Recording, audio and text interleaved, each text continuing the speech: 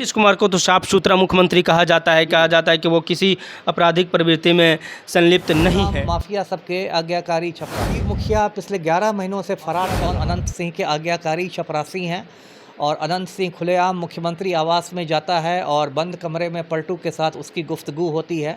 आज भी अनंत सिंह बेऊर जेल में बंद है, लेकिन उसको सारी सुविधाएं मिली हुई है, मोबाइल की सुविधा है, वो अपने गिरोह का संचालन करता है। मुखिया जो है ये पेपर लीक माफिया का सरगना। सूत्रों ने कहा है कि नहीं, इसने अपनी मर्जी से सरेंडर किया है और ये जेल से ही चुनाव लड़ेगा। पलटू ने इसका टिकट फाइनल कर दिया है। अपराधी चुनाव लड़ेंगे? हाँ एकदम। या इस तरह के जो पेपर लीक करते हैं वो चुनाव लड़ेंगे? हाँ एकदम। पलटू ने टिकट फाइनल कर दिया। पिछले दरवाजे से मेडिकल कॉलेज में दाखिला ले लिया था, पेपर लीक करा के डॉक्टर बन भी गया और अभी जेल में। और सर, संजीव मुखिया जिनको आप भली भांति जानते हैं, आप पूर्व IPS अधिकारी रहे हैं, काफ़ी लोग जो इस तरह के हैं उनको भी जानते होंगे, कैसे देखते हैं संजीव मुखिया क्या है? लग रहा है सर, नीतीश कुमार जी वो जो बोलते हैं कि सुशासन की सरकार है, इन पे कोई आपराधिक केस नहीं है, क्या ये बैकअप में अपराधियों को संरक्षण देते हैं? खुलेआम देते हैं। वो जो सुशासन फुशासन की बात है वो ऐसे ही बकवास है। कहते हैं ना, हाथी के दांत खाने के और होते हैं, दिखाने के और। मुखिया जो है ये पेपर लीक माफिया का सरगना। और ऐसे बिहार पुलिस ने दावा किया है कि इसकी गिरफ्तारी हो गई है 3-4 रोज़ पहले, लेकिन मेरी जो सूचना है, मेरे सूत्रों ने बताया है कि इसकी गिरफ्तारी नहीं हुई है। इसने अपनी मर्जी से सरेंडर किया है, आत्मसमर्पण किया है और ये जनता दल यूनाइटेड के टिकट पर विधानसभा चुनाव लड़ेगा। ने इसका टिकट फाइनल कर दिया है। अपराधी चुनाव लड़ेंगे? हाँ एकदम। या इस तरह के जो पेपर लीक करते हैं वो चुनाव लड़ेंगे? हाँ एकदम। पलटू ने टिकट फाइनल कर दिया। पूरा मामला मैं दर्शकों को बताता हूँ। ये जो संजीव मुखिया है ये नालंदा जिला का रहने वाला है, पलटू के ही जिला का। और ये नगर नौसा में एक उद्यान महाविद्यालय है, वहाँ ये तकनीकी सहायक की नौकरी करता है। लेकिन कहने के लिए ये तकनीकी सहायक की नौकरी करता है, असल में ये एक पेपर लीक माफिया चलाता है। और कहते हैं कि उस माफिया के तार 7 राज्यों से जुड़े हुए हैं, मतलब एक अंतर्राज्यीय गिरोह आप उसको कह सकते हैं। और पहली बार 2016 में इसका नाम आया था जब सिपाही भर्ती का पेपर लीक हुआ था। और इसका बेटा है डॉक्टर शिव कुमार। डॉक्टर शिव कुमार इन दिनों पटना के बेऊर जेल में बंद है। पिछले दरवाजे से मेडिकल कॉलेज में दाखिला ले लिया था, पेपर लीक करा के डॉक्टर बन भी गया और अभी जेल में है। और संजीव मुखिया पिछले 11 महीनों से फरार चल रहा था। दर्शकों को याद होगा, पिछले साल 5-6 मई को 2024 को नीट की परीक्षा हुई थी। नीट की परीक्षा जो होती है बहुत प्रतिष्ठित परीक्षा, अखिल भारतीय परीक्षा होती है। और उसी परीक्षा के रिज़ल्ट पर सरकारी मेडिकल कॉलेज में बच्चों का दाखिला होता है। तो नीट की परीक्षा के 5-6 रोज़ बाद झारखंड के देवघर में चिंटू नाम का एक अपराधी गिरफ्तार हुआ था। और चिंटू ने पुलिस को बताया कि उसके पास नीट का पेपर आ गया था और उसने PDF बनाकर पटना में एक साथी को भेज दिया था। और पटना में एक प्ले एंड लर्न स्कूल है, उसमें प्रिंटर पर उसका प्रिंट आउट निकाला गया पेपर का। और उसके बाद सॉल्वर गैंग ने बच्चों को उसके मतलब हल जो थे वो रटा दिए। तो उसके बाद से इसकी तलाश थी संजीव मुखिया को। और बिहार में पेपर लीक के जितने भी मामले हैं वो सब EOU देख रही है।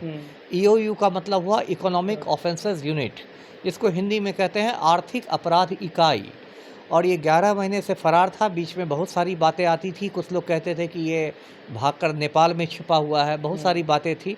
लगभग 1 महीने पहले बिहार पुलिस ने इस पर 3 लाख रुपए के इनाम की घोषणा की थी। इसी बीच सोशल मीडिया पर तस्वीरें भी वायरल हुई थी। संजीव मुखिया की पत्नी है ममता देवी, वो भी चुनाव लड़ चुकी है, संभवतः लोजपा के टिकट पर। और उसकी तस्वीरें वायरल हुई थी पलटू राम के साथ, जिसमें पता चलता था कि मुख्यमंत्री की काफ़ी करीबी है। और अब संजीव मुखिया की गिरफ्तारी हुई है तो बिहार पुलिस अपनी पीठ ठोक रही है। लेकिन जैसा मैंने बताया, मेरे सूत्रों ने कहा है कि नहीं, इसने अपनी मर्जी से सरेंडर किया है और ये जेल से ही चुनाव लड़ेगा। पलटू ने इसका टिकट पक्का कर दिया है।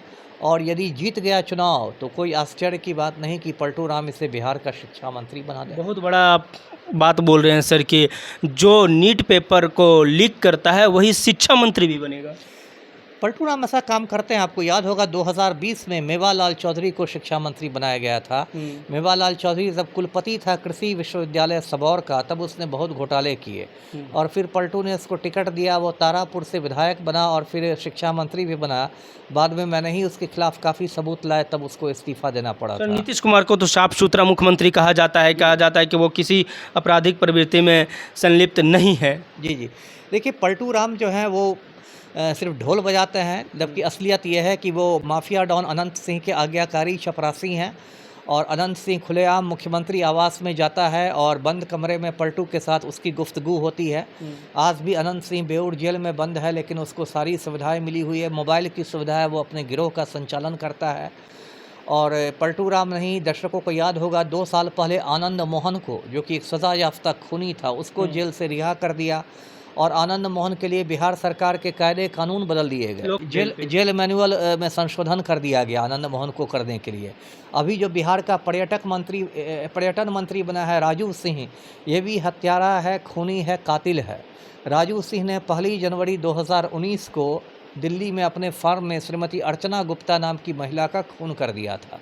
तो पलटू राम माफिया सबके आज्ञाकारी चपरासी हैं। क्या लग रहा है सर, नीतीश कुमार जी वो जो बोलते हैं कि सुशासन की सरकार है, इन पे कोई आपराधिक केस नहीं है, क्या ये बैकअप में अपराधियों को संरक्षण देते हैं? खुलेआम देते हैं। वो जो सुशासन फुशासन की बात है वो ऐसे ही बकवास है। कहते हैं ना, हाथी के दांत खाने के और होते हैं, दिखाने के और होते हैं। तो वो सब कहने के लिए कि हमारा सुशासन है, जीरो टॉलरेंस है, हम ना किसी को फंसाते हैं, हम ना किसी को बचाते हैं, ये सब ऐसे ही जबानी जमा खर्च के लिए है।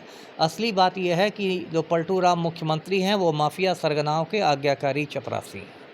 और सर, जो नीट पेपर में जो दोषी है उनको कहाँ तक सज़ा हो पाएगा, कितना सज़ा हो पाएगा, क्या लग रहा है? देखिए, सज़ा होने की संभावना नहीं के बराबर है, क्योंकि जो ईओयू जांच कर रही है, ईओयू भी बहुत ज़्यादा राजनीतिक दबाव में है ना। पलटू राम सभी अपराधियों से मिले हुए हैं, तो ईओयू किसी तरह से खींच खांच के चार्जशीट कर भी देगी तो कोर्ट में जाते आते मामला कमज़ोर हो जाएगा। बहुत सारे गवाह जो हैं वो पलट जाएंगे, पक्षद्रोही हो जाएंगे और अंत में देखिएगा सबकी रिहाई हो जाएगी। अभी आप रंजीत डॉन को देखिए, वो भी बड़ा शिक्षा माफिया था, लेकिन उसको कोई ऐसी खास बड़ी सज़ा नहीं मिल सकी। तो अंत में इन लोग का कुछ नहीं होना है, क्योंकि इन लोग को मुख्यमंत्री का राजनीतिक संरक्षण मिला हुआ है। दोस्तों, पूर्व IPS अधिकारी अमिताभ दास सर हैं, उनका कहना है कि जो नीट पेपर लीक करेगा, अगर फिर से नीतीश कुमार की सरकार आती है तो वो शिक्षा मंत्री बनेंगे। तमाम मुद्दों पर आपकी क्या राय है, आप अपने जवाब कमेंट बॉक्स में ज़रूर दीजिए। मैं हूं सनी संतोष। जय हिंद, जय बिहार।